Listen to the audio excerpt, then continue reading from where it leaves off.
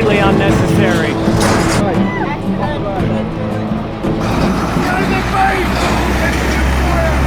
So you guys heard that. Go beef, it's good for you. What do you say? This is the attitude that we face at almost every vigil.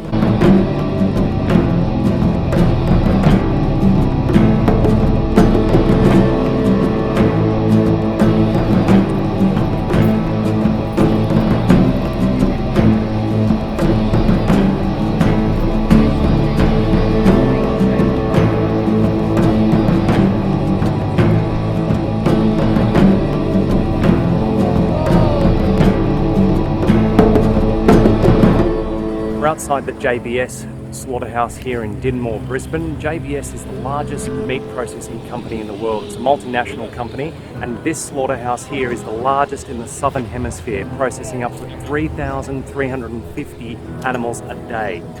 So we're here today, a group of activists, to bear witness to the animals that are about to have their throats slit. We were intending to stop the trucks and get closer to the animals just to provide some footage and say goodbye to the animals. The police have come in and they're not letting us stop the trucks. We'll see how the day turns out. I don't know what's going to happen, but we're going to try and get as close to these poor innocent beings as we can before they head into the slaughterhouse.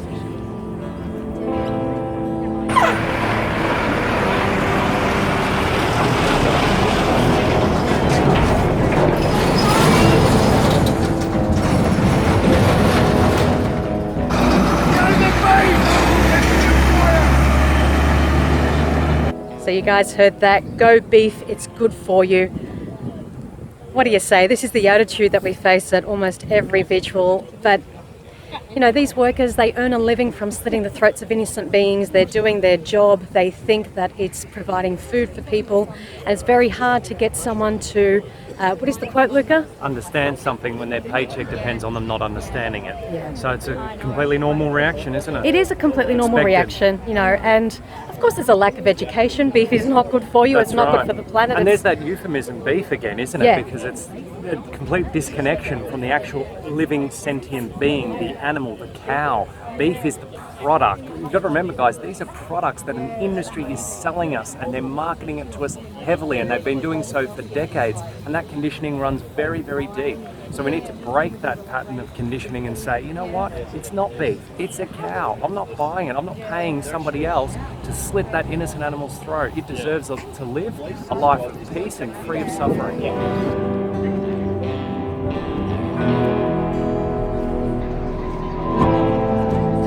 And the thing is, we're not here to necessarily change the minds of the workers. I mean, that would obviously be fantastic, but it's very, very rare that that would happen. What we're here to do is to gather the footage and share it online with our audience and with people just, you know, searching on social media for various topics about animal rights and veganism and animal welfare, things like that, to show the audience, the general public, the reality of where their meat comes from. You know, it goes into this slaughterhouse as a living, breathing being, and it comes out as a piece of steak or a hamburger.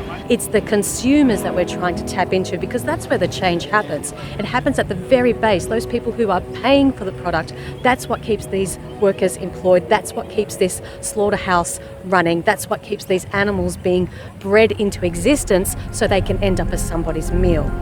These are vehicles of murder. Imagine if those trucks were full of dogs or cats. It'd be a different story, wouldn't it?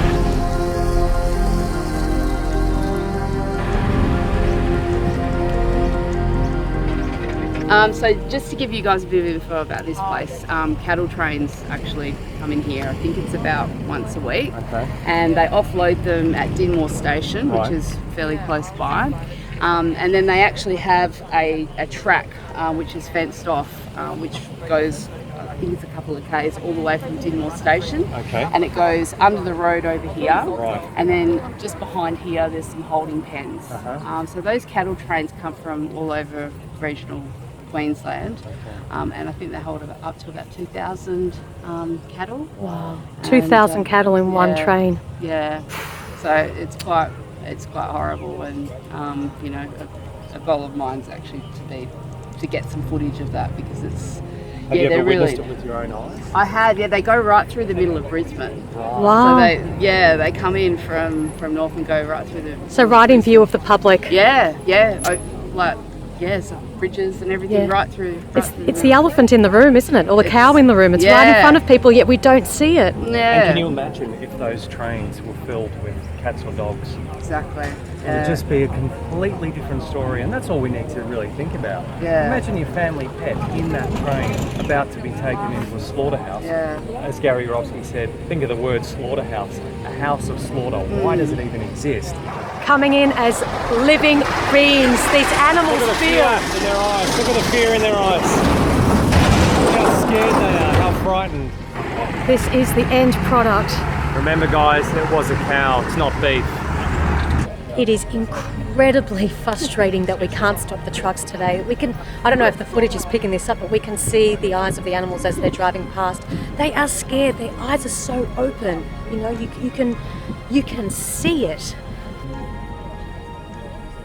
The last vigil we went to was our very first experience, and we were very emotional on that day. I think today we're not as emotional, we're more angry. Yeah. We're angry because we can't stop what's going on, of course, but we're also angry that we can't get close enough to the animals, can't bring our audience the footage that they need to see. We can't have those final few moments with the animals in person, get it close enough, and that the law is not on our side helping us out. Because so legality, it's a different reaction today. That's right. Remember, legality is not synonymous with morality. For example, everything that happened in Nazi Germany was completely legal. So, as was human slavery, and we look back now at those atrocities and say, cannot believe that they were legalised and that we, publicly upheld those laws, and that the law enforcement officers upheld those laws. But that's how we have to look at today's animal slavery. Yeah, and each of us has to decide what side of history we want to be on. That's right. Simple as that. Oh, Brian. Yes, Brian. He's holding it up. Another truck coming.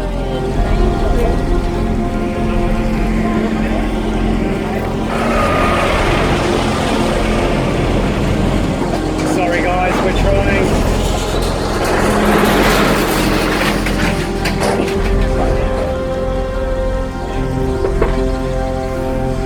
It's the best we could do to get close enough to the trucks. Bye Brian. Thanks mate. Awesome. I have to say that's just boosted the morale of the group. What do you think, guys? But it makes you wonder, doesn't it? Why are they stopping us from getting closer to the trucks? Why can't we stop them? If there's nothing wrong with what's going on, why can't we get close enough to the animals? What are they hiding? Hey? Remember, people who have nothing to hide nothing. So you might see the animals out in the field and then you see the finished product on your dinner plate, but you don't see what's happening behind those walls, the in-between part. And if slaughterhouses had glass walls, more people would be vegan because no one wants to see another living being have their throat slit and bleed out. 3,350 animals a day in this slaughterhouse alone. So many lives lost. It's completely unnecessary. It doesn't have to be this way. What's amazing is how big these animals are. They are huge. And even though they're so big, they're so scared. You can see it, you can feel it. And they're so peaceful. Cows are the most peaceful beings on the planet, arguably, and we put them through hell. They've got their heads popping out over the railing, their eyes are open wide. They can smell it, they can sense it, they know what's going on in there. They're not stupid.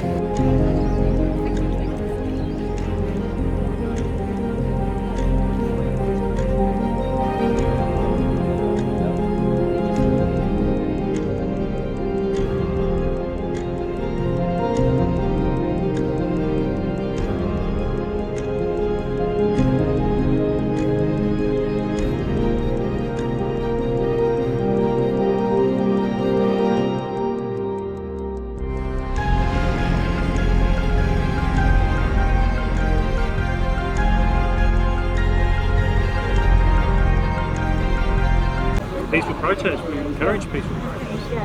When it's not peaceful, that's when it's a concern to the community. It's we're always peaceful because we just say goodbye to the animals for a minute, but it's kind of like what's going on in there. It's not peaceful.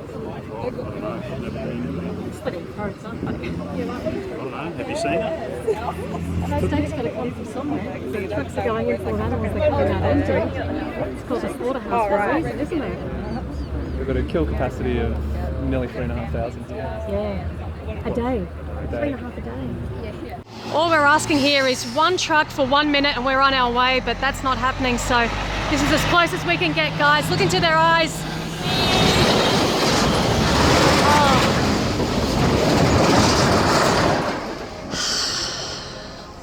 So many trucks passing through here today. We have to decide what side of history do we want to be on. Do we want to be supporting this with our dollar? I don't think so, guys, because we know that this is someone, not something, and we as consumers can make that simple decision to buy plants and not those beautiful, living, innocent beings that are about to have their throats slit. Luke. You don't want to get run over. On the road, you get one warning. Come on.